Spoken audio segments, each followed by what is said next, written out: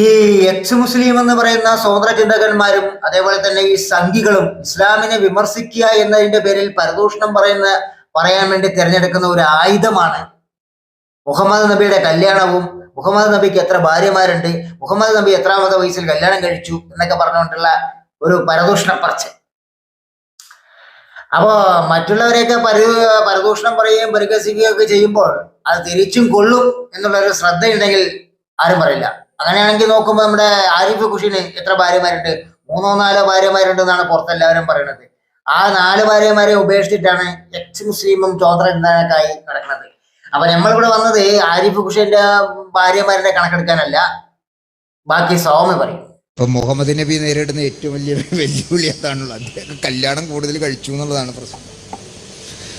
ശ്രീരാമകൃഷ്ണ പരമവംശൻ 7 വയസ്സുള്ള ശാരദാദേവിയെ കല്യാണം കഴിച്ചാൽ ഒരു കുഴപ്പമില്ല. മുഹമ്മദ് നബി 7 വയസ്സുണ്ടെന്നും 9 വയസ്സുണ്ടെന്നും 11 വയസ്സുണ്ടെന്നും 19 വയസ്സുണ്ടെന്നും വ്യാഖ്യാതാക്കൾ അവരുടെ നാക്കിൻ്റെ വിരുദ്ധനുസരിച്ച് പറഞ്ഞുകൊണ്ടിരിക്കുന്ന, എനിക്ക് അങ്ങനെ പറയാൻ പറ്റുള്ളൂ. ഞാൻ അതിൻ്റെ വിവാദത്തിലേക്ക് കടന്നാൽ നമുക്ക് ഈ പ്രസംഗം അവസാനിപ്പിക്കാൻ പറ്റില്ല. നാക്കിൻ്റെ വിരുദ്ധനുസരിച്ച് ഓരോരുത്തരും ഓരോ നമ്പറാണ് പറഞ്ഞുകൊണ്ടിരിക്കുന്നത്. മുഹമ്മദ് നബി 1-ൽ കൂടുതലല്ല, 9 എന്നും 11 എന്നും 19 എന്നും ഒക്കെ അഭിപ്രായ വ്യത്യാസങ്ങളുണ്ട് അതിലും. അപ്പം ശ്രീകൃഷ്ണൻ 8 വിവാഹം കഴിച്ചു എന്നുള്ളത് ഭാഗവതം അസന്നിഗ്ധമായിട്ട് പ്രസ്താവിച്ചിരിക്കേ. അത് പറയാൻ എന്തിനാ മടിക്കുന്നത്?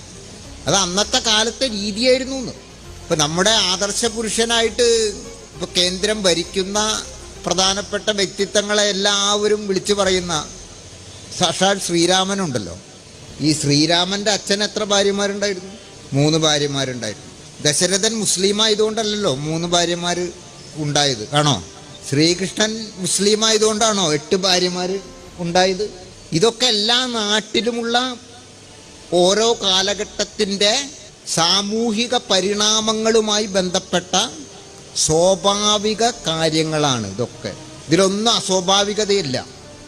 പക്ഷെ ഇതിൻ്റെയൊക്കെ പേര് പറഞ്ഞ് മനുഷ്യരിൽ ഒരു വിഭാഗത്തെ അപഹസിക്കുക, അവരെ സംബന്ധിച്ച ഒരു വെറുപ്പ്, ജുഗുപ്സ ഉണ്ടാക്കുക, അതിൻ്റെ പേരിലുള്ള വൈകാരികത മുതലെടുത്ത് രാഷ്ട്രീയ അധികാര മുതൽക്കൂട്ട് ഉണ്ടാക്കുക, ഇതല്ല ഇപ്പോൾ ഇവിടെ നടന്നുകൊണ്ടിരിക്കുന്നത്. ഇതിനൊരു മാറ്റം കൊണ്ടുവരേണ്ട ഉത്തരവാദിത്വം ആർക്കാണ്?